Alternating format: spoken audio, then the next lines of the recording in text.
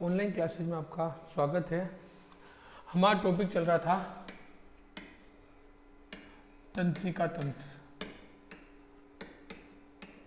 और तंत्रिका तंत्र के अंतर्गत हम लोगों ने केंद्रीय तंत्रिका तंत्र को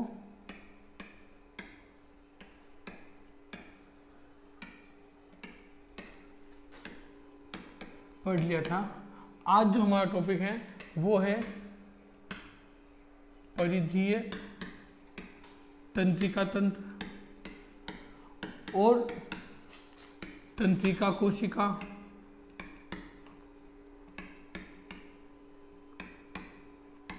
साथ ही ये तंत्रिका कोशिका या तंत्रिका तंत्र कार्य कैसे करता है, आज हमें ये पढ़ना है। आते हैं परिधीय तंत्रिका तंत्र के ऊपर।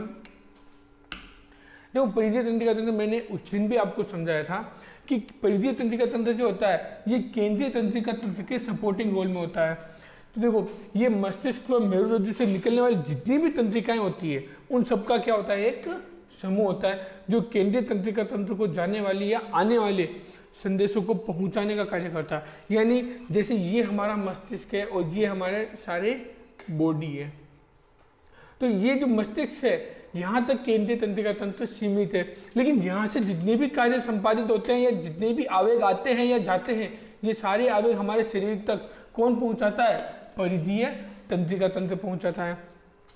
यह केंद्रीय तंत्रिका तंत्र के बाहर का कार्य करता है, यानी हमारी बॉडी के अंदर जितने भी संदेशों कार्य होगा वो सारे कौन करेगा, परिधीय तंत्रिका तंत्र। अब ये परिधीय तंत्रिका तंत्र भी कितने प्रकार का है, दो प्रकार का है। देखो, दो कौन कौन से, कायिक और स्वायत्त।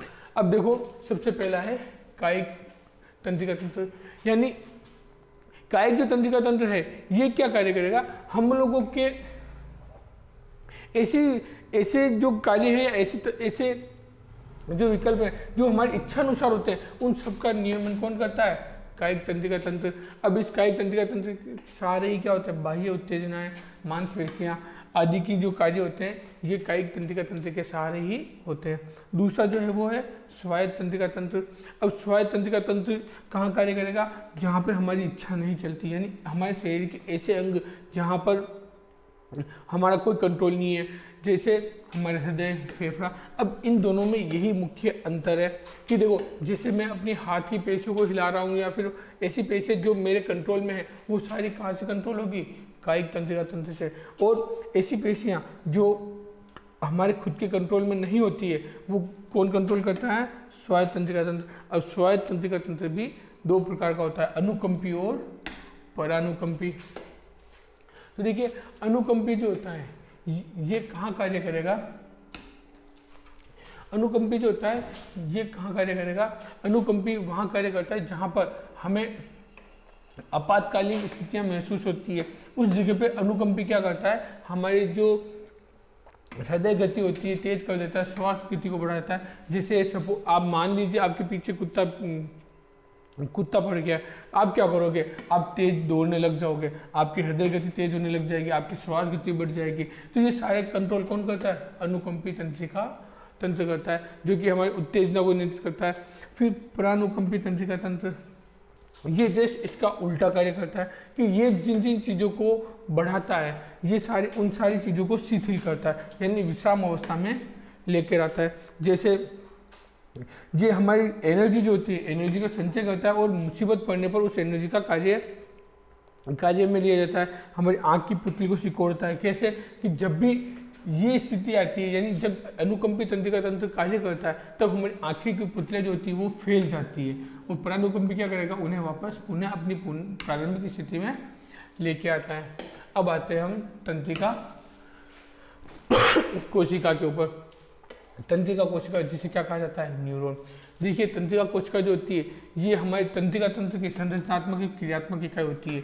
यानी कि तंत्रिका तंत्र जो पूरी तरह से होता है उसकी मुख्य इकाई कौन होती है, तंत्रिका कोशिका, जिसके द्वारा ये क्या करते हैं, ये तंत्र शरीर में एक स्थान से दूसरे स्थान तक संदेशों को भेजता है। यानी मस्तिष्क से संदेशों को अंगों तक भेजता है और अंगों से वापस संदेशों को कहाँ भेजता है, मस्तिष्क तक। ये क्या करते हैं, हमारे शरीर के ऊतकों या अंगों को केंद्रीय तंत्रिका तंत्र से जोड़ कर रखते हैं।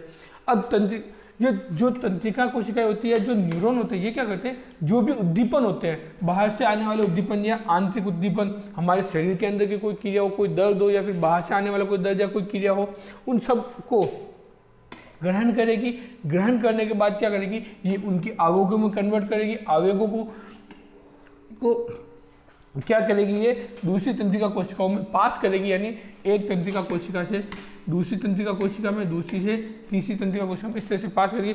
और पास करते हुए ये कहाँ पहुँचा देगी, केंद्रीय तंत्रिका तंत्र यानी हमारे मस्तिष्क तक पहुँचा देगी। अब इसकी संरचना कैसी होती है, संरचना देखिएगा इसकी। ये है तंत्रिका कोशिका की संरचना। देखिए ये वाला जो पूरा हिस्सा है, ये हिस्सा क्या कहलाता है, कोशिका काय। क्या कहला रहा है, कोशिका काय। कोशिका काय के ये जो प्रवर्ग निकले हुए इन्हें कहा जाता है डेंड्रोइट्स या ध्रुमाक्षय। इसके अंदर ये छोटे छोटे राइबोसोम के कण होते हैं, जिन्हें क्या कहा जाता है, नीसेल ग्रेन्यूल्स कहा जाता है। इसके बीच में ये जो काला है, इसे केंद्र कहा गया है। फिर यहाँ से एक तंतु निकला हुआ है, इस तंतु को तंत्रिकाक्ष या एक्सोन कहा जाता है। एक्सोन, फिर बाद में इसके ऊपर ये जो आच्छाद है, ये जो इसका आवरण है, ये आवरण जो होता है वो माइलिन का आवरण होता है। किसका आवरण होता है, माइलिन आच्छाद होता है। इसके बीच में ये जो छोटे छोटे जो गैप दिख रहे हैं, ये गैप जो होते हैं, ये होते हैं रेनवियर नोड। ये जहां पर समाप्त होता है उसको कहा जाता है, उसके किनारे को कहा जाता है सिनेप्टिक पुट्टिका या सिनेप्टिक नोब, या फिर इनको तंत्रिकाक्ष शिरा भी कहा जाता है। तो ये पूरी एक तंत्रिका की संरचना होती है। अब इसके बारे में पढ़ लेते हैं, उसके बाद ये कार्य कैसे करती है उसमें पढ़ते हैं। तंत्रिका कोशिका जो है वो 3 भागों में बांटी गई है। सबसे पहला है कोशिका काय, ये वाला हिस्सा जो था, ये क्या कौन सा हिस्सा था, ये कोशिका काय थी।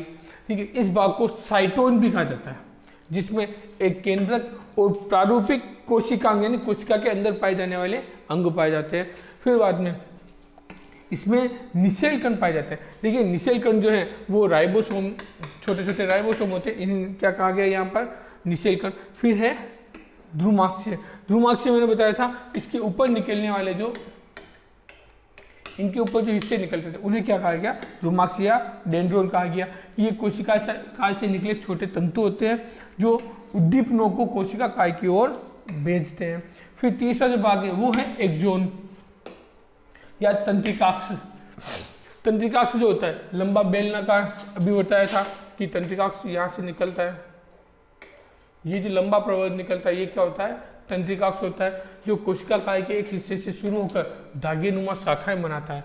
तंत्रिकाक्ष की प्रत्येक शाखा पर सिनेप्टिक नोब पाया जाता है। यहाँ पर कॉर्नर में जो ये थे, ये क्या थे, सब सिनेप्टिक नोब थे।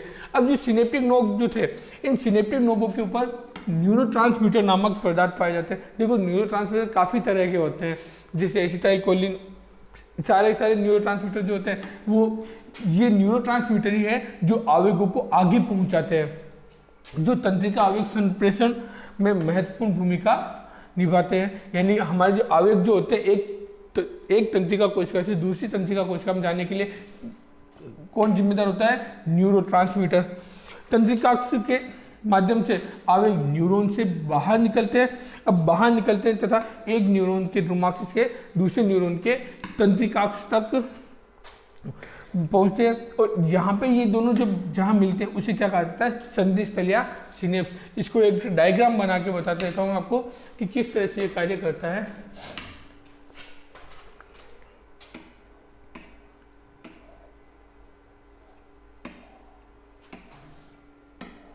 ये एक तंत्रिका कोशिका है,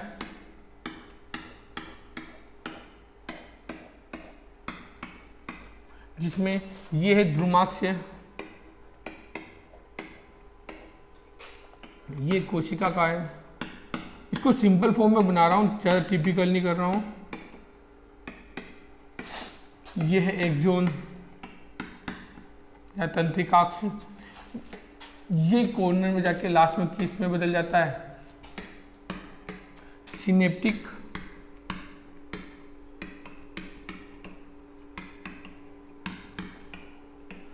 जहाँ पर ये सिनेप्टिक नोब खत्म होते हैं उनके ऊपर जो छोटे छोटे नोब होते हैं, वहीं पर पुनः दूसरी तंत्रिका कोशिका स्टार्ट हो जाती है। और दूसरी तंत्रिका कोशिका के क्या होते हैं, डेंड्रोइड्स होते हैं।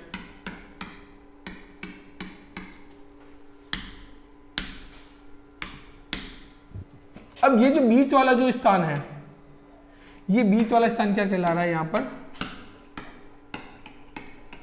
सिनेप्स कहलाता है। अब सिनेप्स, ये स्थान क्या कहलाया, सिनेप्स कहलाया। आवेग आया, इस रुमाक्सी ने आगे वाले तंत्रिका कोशिका से आवेग को ग्रहण किया। ग्रहण करने के बाद ये कणों के इसके द्रव्य के अंदर आया, कोशिका द्रव्य के अंदर, फिर ये आवेग आगे बढ़ा। तो जब ये आवेग आगे बढ़ता है तो इसके अंदर जो उद्दीपन होता है वो कमजोर हो जाता है। तो क्या होता है कि जब ये सिनेप्टिक नोब के ऊपर पहुंचता है तो न्यूरोट्रांसमीटर इस आवेग को बढ़ा देते हैं, और न्यूरोट्रांसमीटर कहाँ पहुंच जाते हैं, इस सिनेप्स के अंदर पहुंच जाते हैं। इन सिनेप्स के अंदर जो न्यूरोट्रांसमीटर पहुंचते हैं, ये न्यूरोट्रांसमीटर वापस क्या होता है, जैसे यहाँ पर ये ड्रूमार्क्स के अंदर आए थे, यहाँ पे भी ये ड्रूमार्क्स के अंदर चले जाते हैं और पुनः वापस कोशिका के अंदर आगे की ओर गति करते रहते हैं। इस तरह से तंत्रिकाओं में आवेगों का संचरण होता है। और ये संचरण कौन कर रहा है, तंत्रिका कोशिका किसके माध्यम से कर रही है, न्यूरोट्रांसमीटर के माध्यम से कर रही है। यहां पर हमारा तंत्रिका तंत्र समाप्त हुआ।